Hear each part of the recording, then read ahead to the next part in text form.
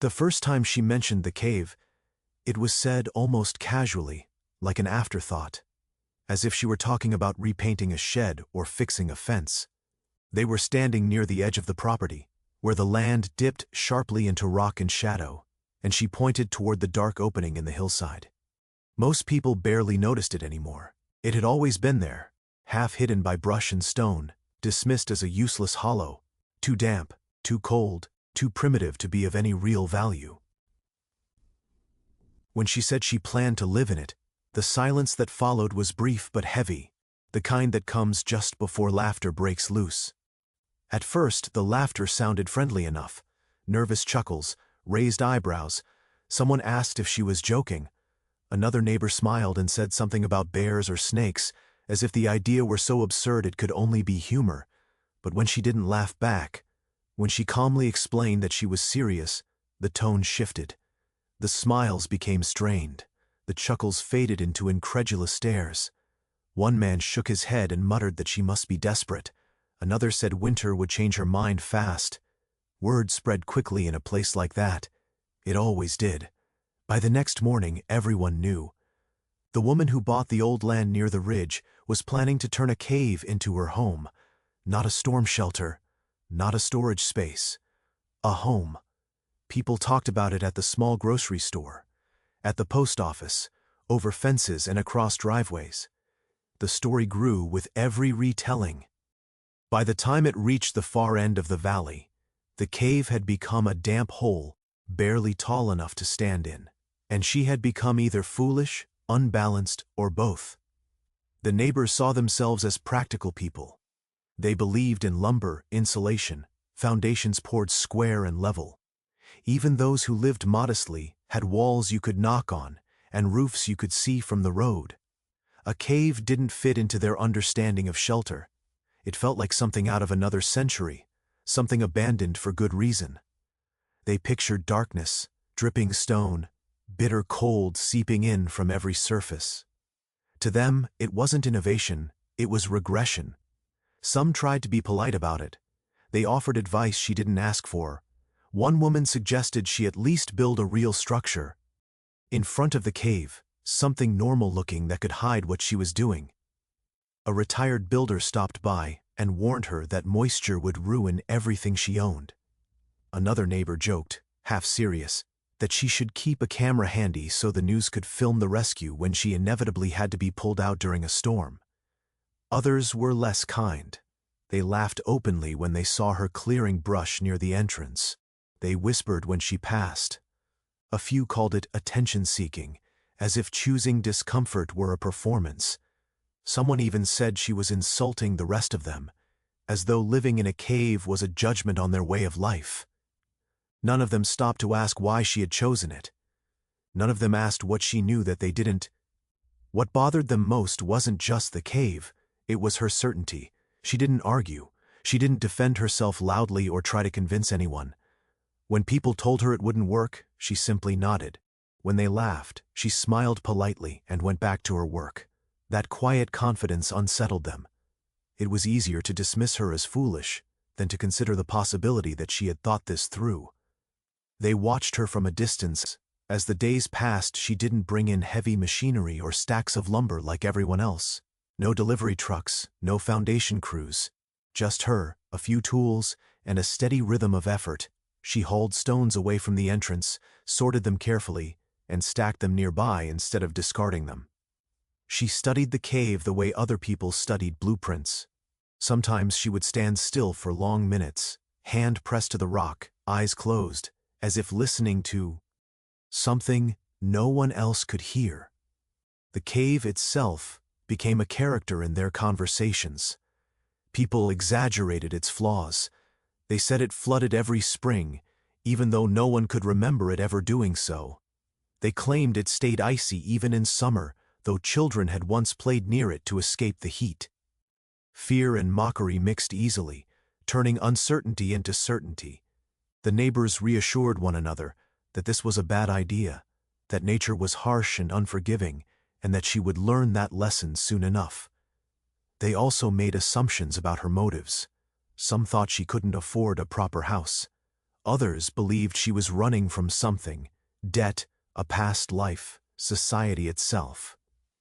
A few painted her as naive, influenced by survival shows or online fantasies about living off the land. None of them considered that she might be making a calculated decision, rooted in observation rather than desperation. As autumn approached, the jokes became sharper. "Hope you like icicles for curtains," someone called out when they saw her reinforcing the entrance. Another asked if she'd figured out where to put the chimney yet, laughing before she could answer. Winter loomed large in everyone's mind. They had lived there long enough to know how unforgiving it could be. Wind that cut through walls, cold that turned breath into fog indoors, heating bills that climbed higher every year. To them, the idea that a cave could offer protection from that cold felt laughable. Yet beneath the laughter was something else: discomfort. The cave had always been there, ignored but constant. And now, someone was choosing it deliberately. That choice forced a question no one wanted to ask. What if they had overlooked something obvious? What if the land itself offered solutions they had spent decades paying to replicate with machines and materials? They pushed that thought away quickly. It was easier to cling to familiar ideas of progress and comfort. Easier to believe that warmth only came from furnaces and insulation bought by the roll.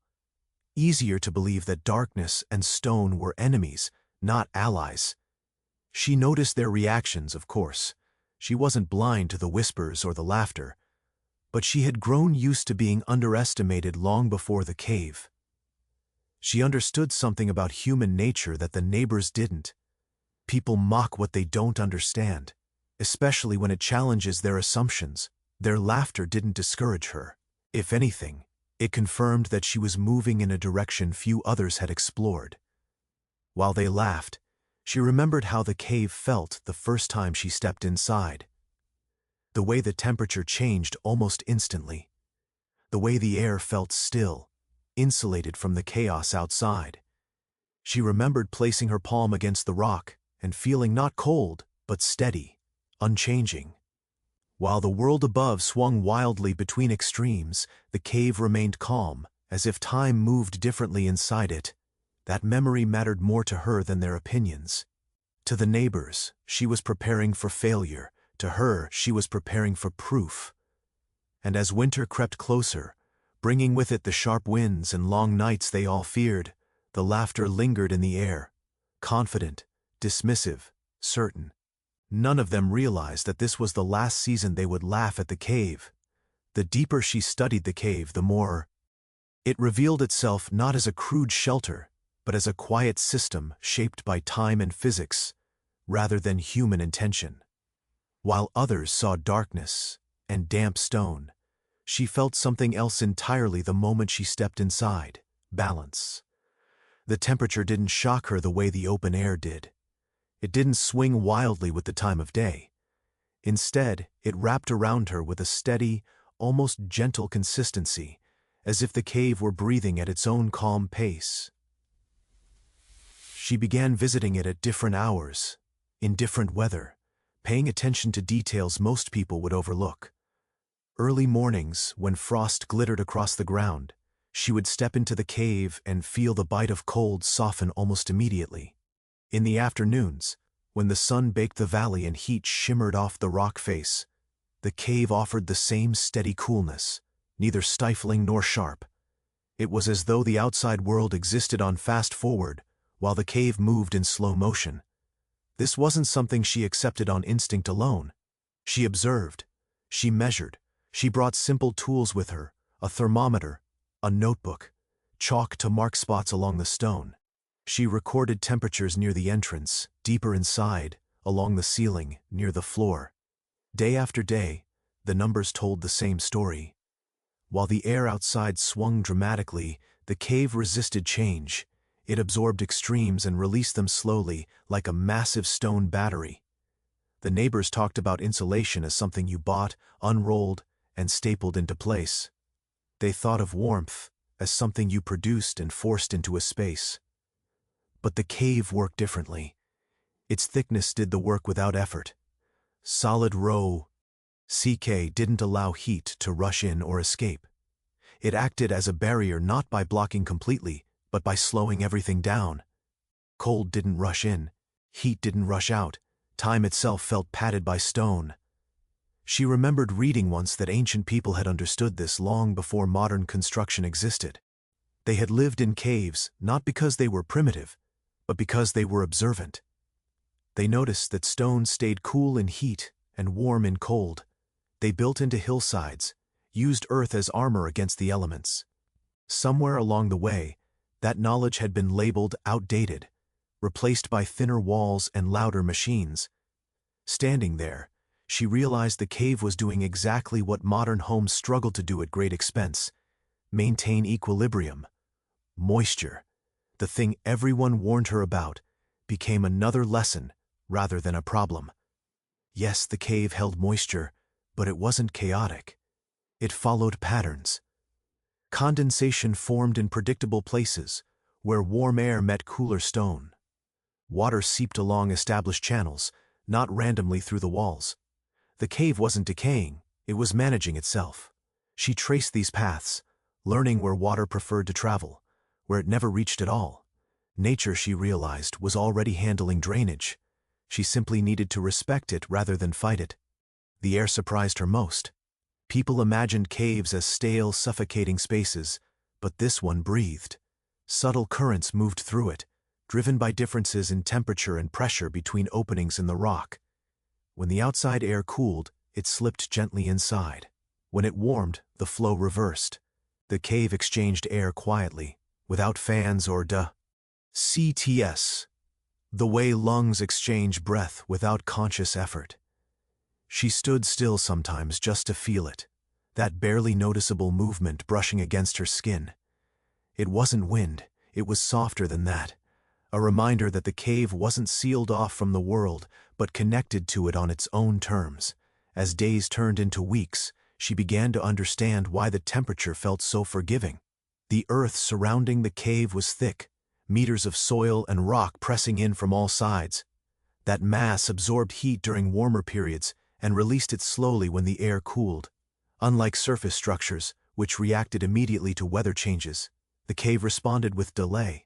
Sudden cold snaps barely registered. Short heat waves faded before they could penetrate deeply.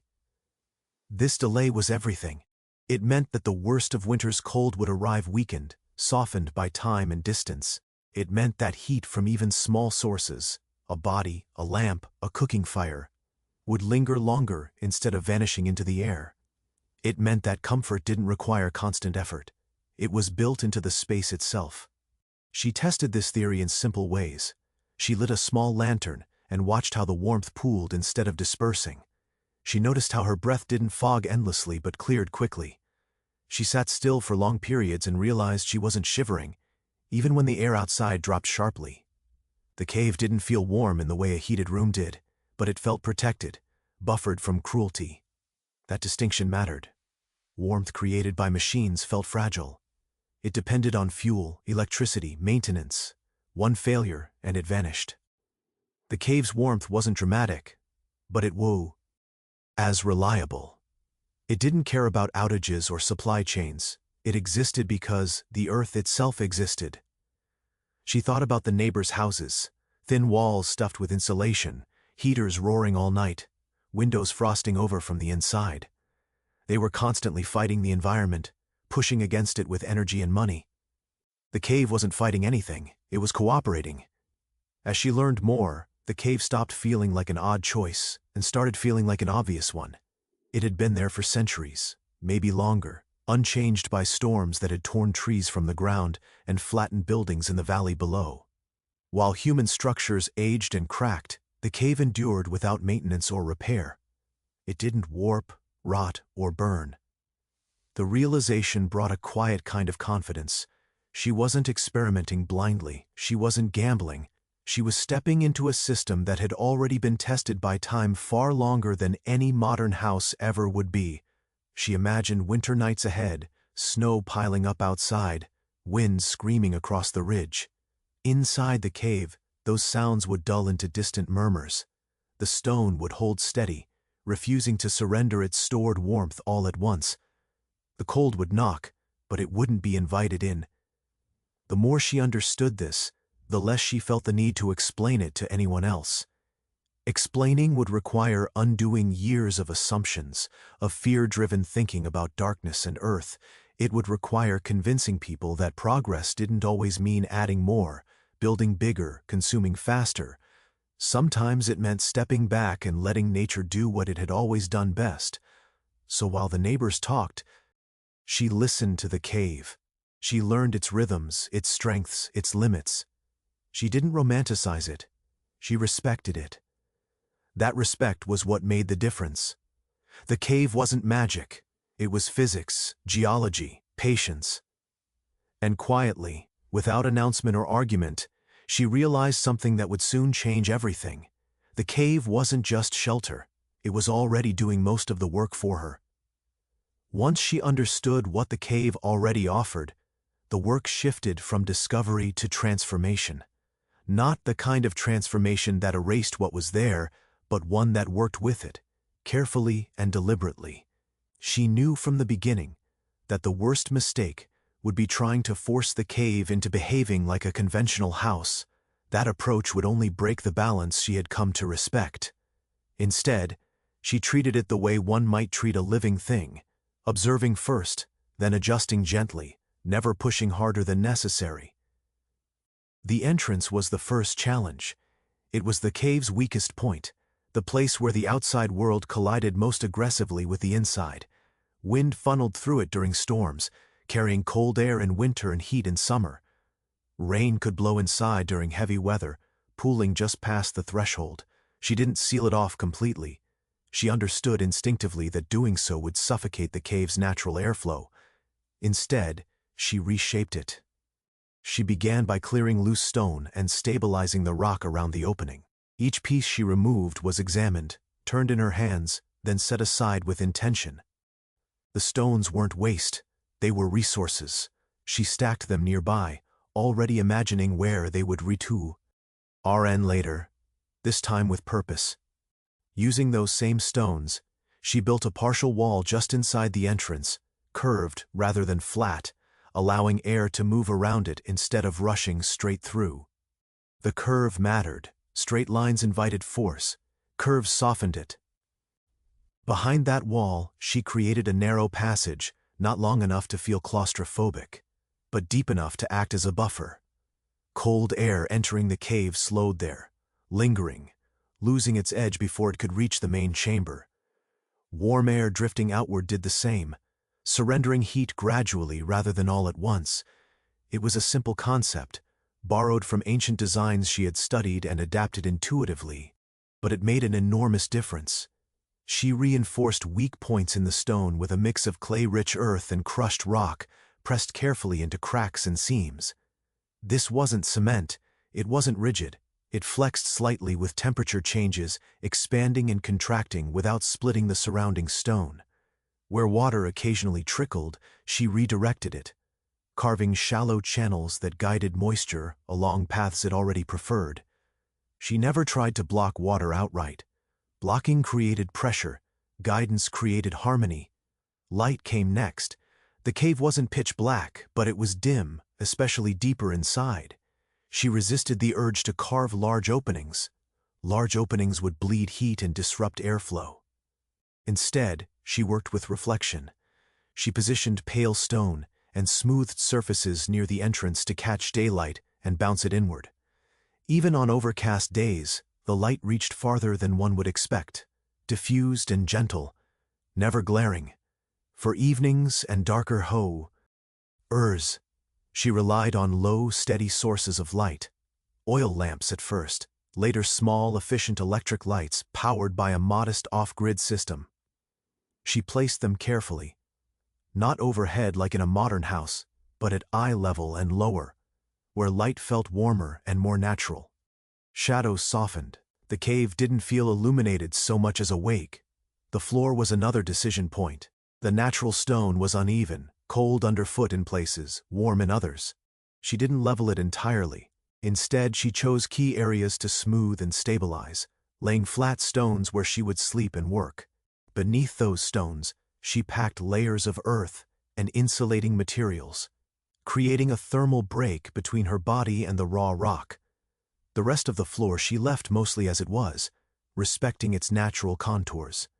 Those contours told stories about water, pressure, and time. Ignoring them would have been foolish. Ventilation required the most patience. Although the cave breathed naturally, living inside it meant introducing new variables: heat from cooking, moisture from breathing, smoke from fire. She studied how air moved before making changes, lighting small bits of incense and watching how the smoke curled and drifted. Where it lingered, she adjusted. Where it flowed too quickly, she softened the path. She added a discreet vent near the upper part of the entrance, hidden among natural fissures, allowing warm air and smoke to rise and escape without pulling cold air aggressively inward. Lower openings remained unobstructed, encouraging fresh air to enter gently. The result was a slow, continuous exchange that required no mechanical assistance. The cave did the work on its own, responding automatically to temperature differences. Fire, when she finally introduced it, was treated with respect bordering on reverence. She didn't build a roaring hearth. She built a small, efficient fire pit with stone that absorbed heat during use and released it long after the flames died down. Smoke traveled predictably, guided by the airflow she had already shaped. The warmth lingered, sinking into the stone, rather than racing upward and out. Storage was carved into the cave's natural recesses. Instead of shelves nailed to walls, she used niches already formed by erosion and time. Food stayed cool and dry in certain spots. Tools rested where humidity remained low. The cave itself dictated where things belonged, and she listened. Items placed incorrectly revealed the mistake quickly. Dampness here, temperature fluctuation there. She adjusted, learned, and adjusted again. As weeks passed, the space began to feel less like a project and more like a home. Not because it resembled a traditional house, but because it responded to her presence. Her routines shaped it subtly. Paths smoothed where she walked most often. Stone darkened slightly where warmth gathered. The cave adapted as much as she did. The neighbors noticed changes, though they didn't fully understand them. From the outside, little seemed different. There was no chimney belching smoke, no windows glowing brightly at night. But they saw her carrying supplies inside, staying longer, moving with growing ease. They noticed she didn't rush out during bad weather the way they expected. They noticed the calm in her movements. Inside, the transformation was unmistakable. The cave no longer felt raw or hostile. It felt intentional, secure. The walls didn't loom, they embraced. Sound softened, absorbed by stone rather than echoed back harshly. Even her own thoughts seemed quieter there, less scattered, as if the cave demanded focus and rewarded it with peace. She hadn't turned the cave into a bunker by making it impenetrable. She had done it by understanding vulnerability, by identifying where the cave was most exposed and strengthening only those points. She preserved everything that made it powerful. The earth above and around her became armor without rigidity, protection without aggression. Every choice she made followed the same principle: minimal intervention, maximum effect. She didn't chase perfection. She chased balance. The result was a space that didn't just resist the elements, but absorbed them, moderated them, and rendered them harmless. By the time the work slowed and her days shifted from building to living, the cave felt complete, not finished, but settled.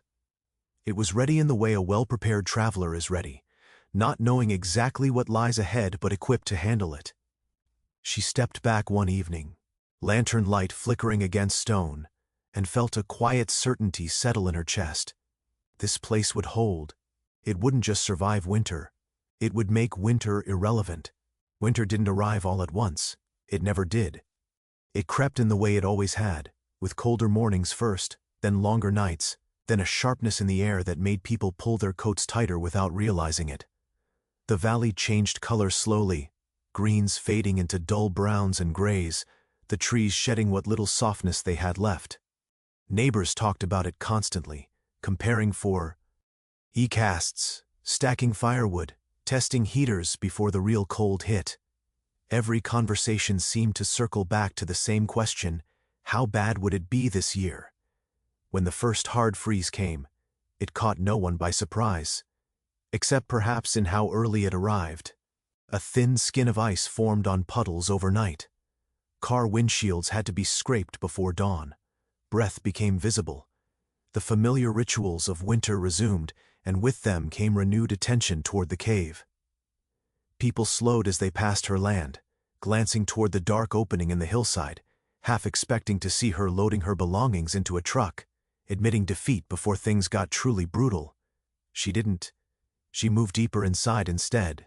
The first snowstorm dusted the valley lightly, almost politely, just enough to remind everyone what was coming. Children were excited, adults less so. Inside the cave, the change registered more as a soft dimming of light than a drop in temperature. Snow muffled sound, and the world outside grew quieter, but the air around her remained steady.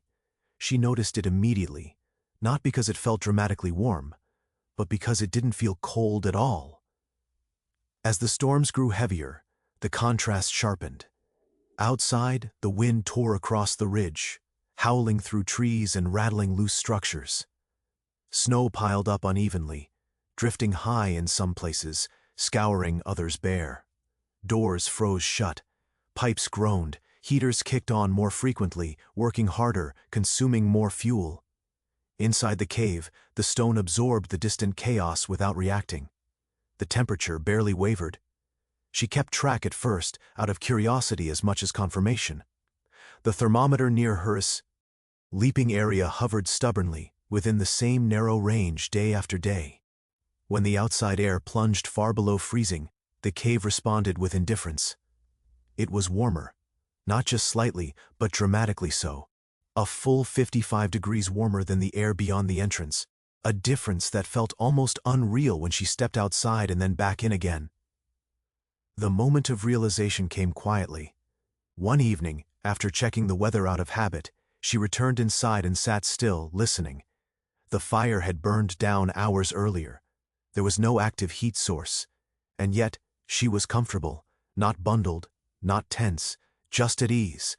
The warmth wasn't pressing in on her like artificial heat. It was simply there, surrounding her without demand. Outside, neighbors were fighting the cold. Inside, she was coexisting with it.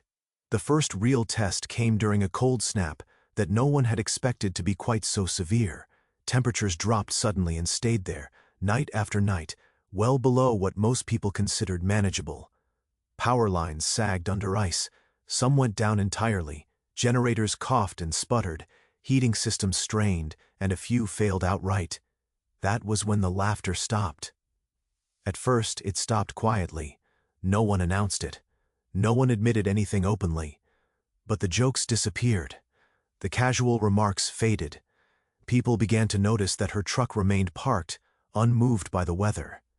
They noticed the faint glow at the cave entrance on certain evenings, steady and calm rather than frantic. They noticed that she didn't look exhausted or stressed when she did appear. She wasn't rushing to buy fuel or complaining about the cold. Curiosity. Why crept in where mockery had once lived. Someone stopped her one morning near the road, breath fogging heavily in the air, and asked how she was managing. It was phrased lightly, but the concern underneath was real. She answered simply. She said she was fine. She said the cave was holding steady. That answer lingered. As the cold dragged on, the difference between her experience and everyone else's became impossible to ignore. Inside the cave, the temperature remained stable, buffered from the worst extremes. The stone walls released the warmth they had stored slowly and generously, as if the earth itself were rationing comfort with careful wisdom. Even when the outside world dipped to dangerous lows, the cave stayed within a livable, almost pleasant range. She slept deeply, undisturbed by the wind that screamed above her head. Snow piled thickly over the entrance, adding yet another layer of insulation. What others feared became an advantage. The deeper winter dug in, the better the cave performed. Meanwhile, frustration mounted elsewhere. Heating bills skyrocketed. Wood piles shrank faster than expected. People wore coats indoors, huddling near stoves, sealing drafts with towels and tape. Conversations turned from weather predictions to complaints, from jokes to quiet resentment toward the season itself. And always, there was the cave. Someone mentioned it at the store one afternoon, half joking, half wondering aloud if maybe she had been onto something. Another person shrugged it off quickly, but the seed had been planted. When the power went out during one particularly vicious storm, and darkness swallowed much of the valley, the idea gained weight. In the cave, the lit teats stayed on. The warmth stayed put. Nothing essential changed. The contrast reached its peak during the longest stretch of cold the valley had seen in years. Days passed without a thaw. Snow hardened into ice. The world outside felt brittle, unforgiving. Inside the cave, time seemed to slow. She cooked without hurry. She worked, read, rested.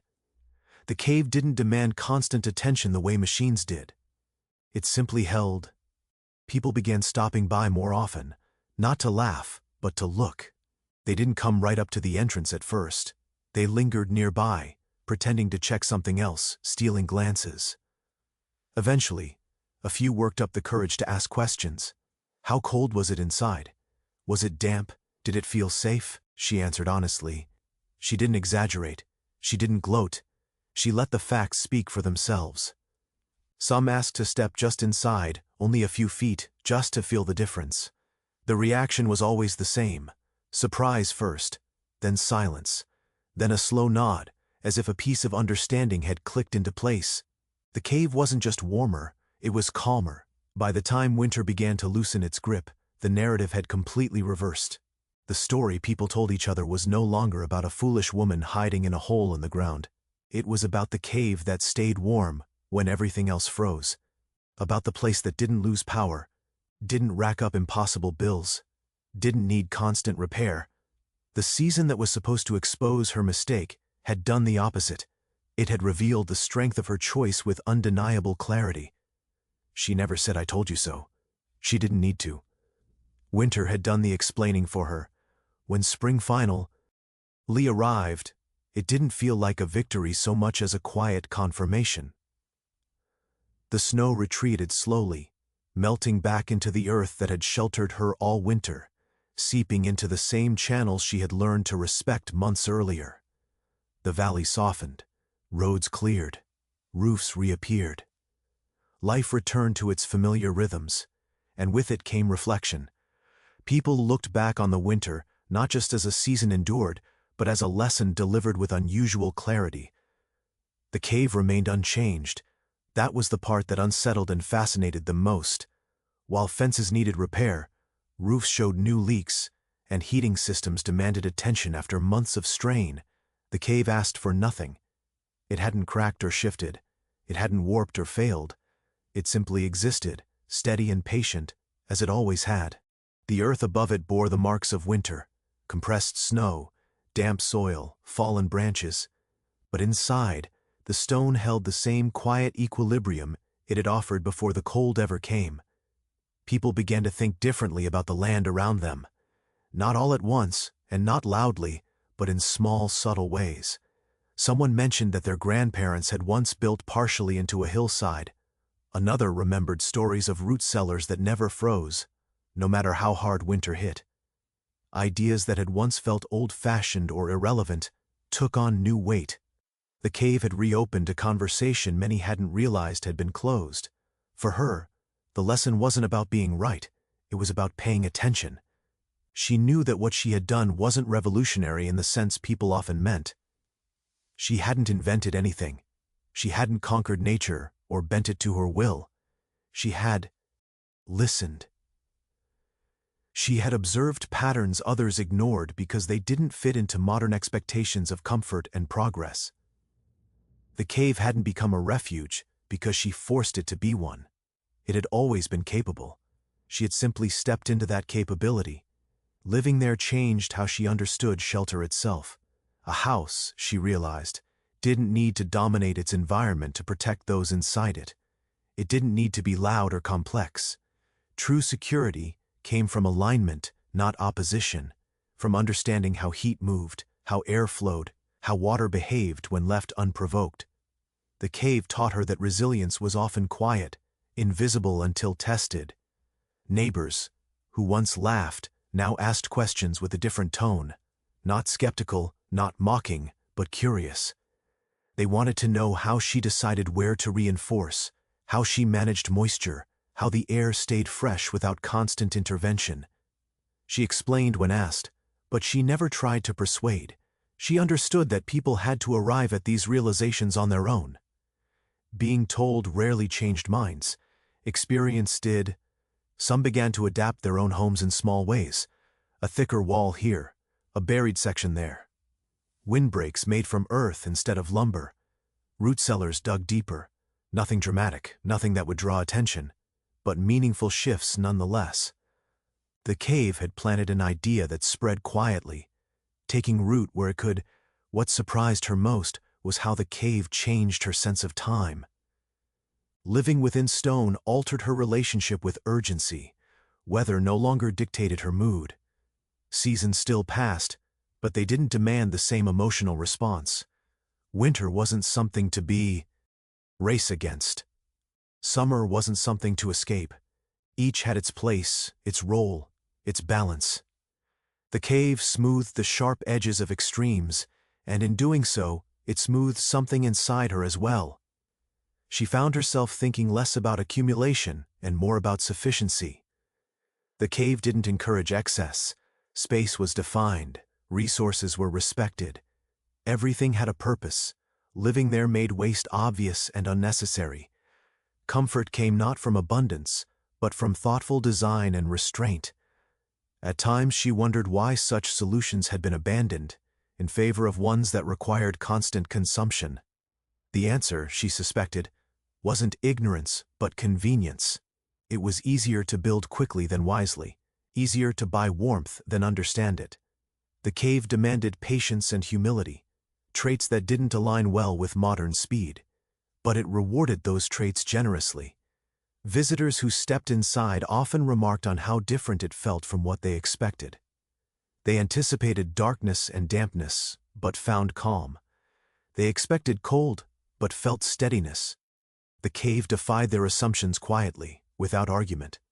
It didn't try to impress, it simply existed as evidence. She began to see the cave as more than a home. It was a reminder that progress didn't always mean moving forward in a straight line. Sometimes it meant looping back, rediscovering knowledge that had been discarded not because it failed, but because it didn't fit new narratives.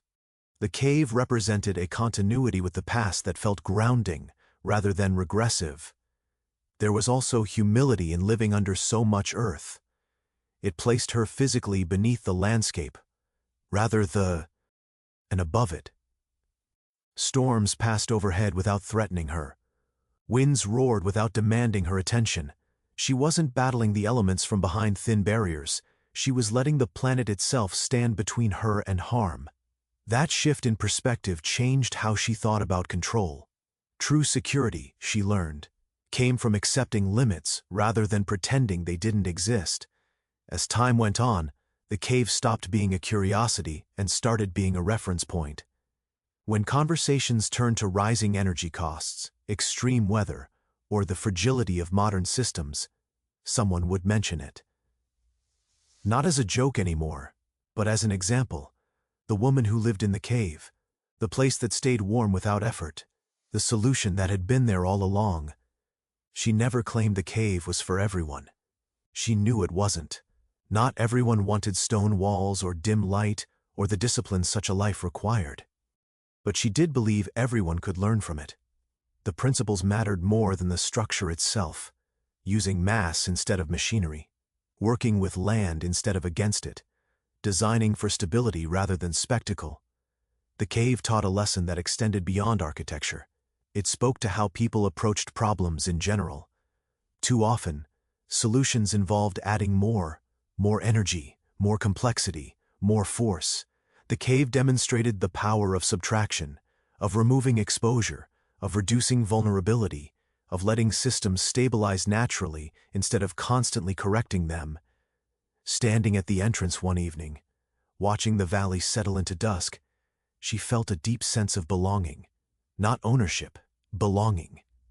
The cave didn't belong to her in the way a house might. She belonged to it, temporarily, as all humans belong to places for only a short time. That understanding carried responsibility with it, care, respect, restraint. She knew she wouldn't live forever, none of them would. But the cave would remain long after, holding its steady temperature, absorbing seasons without complaint. It would wait, patient as stone, for whoever came next with eyes open enough to see its value.